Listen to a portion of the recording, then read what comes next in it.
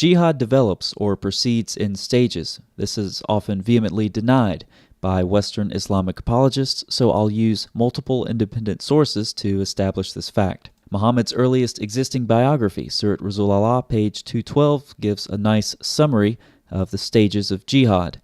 First, Muhammad had simply been ordered to call men to God and to endure insult and forgive the ignorant. Corresponding verse in the Quran, Surah 109:6, "You shall have your religion, and I shall have my religion." Sahih al-Bukhari 45:66, so the Prophet used to stick to the principle of forgiveness for them as long as Allah ordered him to do so, till Allah permitted fighting them. The next stage, again, Surat Rasulullah, Allah gave permission to his apostle to fight and protect himself. So now we're to the defensive stage. Surah 22:39 corresponds to this. Permission to fight is given to those upon whom war is made, because they are oppressed.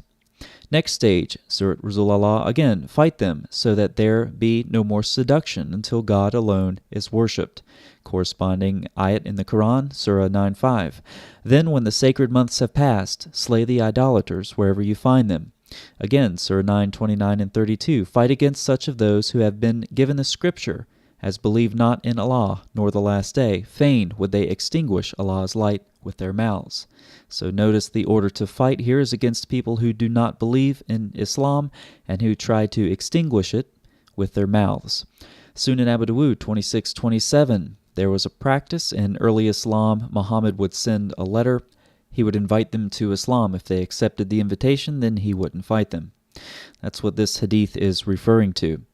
It says that was in the early days of Islam. The Prophet of Allah attacked Banu al-Mustalik while they were inattentive, and their cattle were drinking water. This is Sahih. Bukhari 41:10. From now onwards, we will go to attack them, i.e. the infidels, and they will not come to attack us, but we will go to them.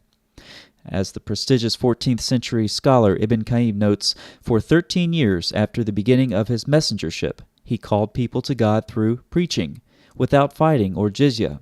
Later, permission was given to fight. Then he was commanded to fight those who fought him.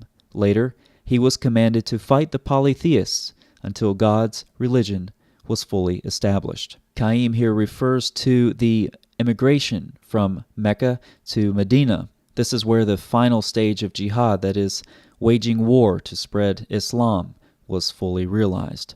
So what about those 13 years that Ibn Qayyim refers to in Mecca when Muhammad was being very passive and forgiving? Which is the real Islam, the peaceful Meccan version or the stage 3 offensive jihad version? Sahih al-Bukhari 6866 says, "Remember that you were also concealing your faith at Mecca before." It seems that the true nature of the faith of Islam, according to Muhammad, was revealed in Medina, and with it the third stage of jihad, fighting to further Allah's religion.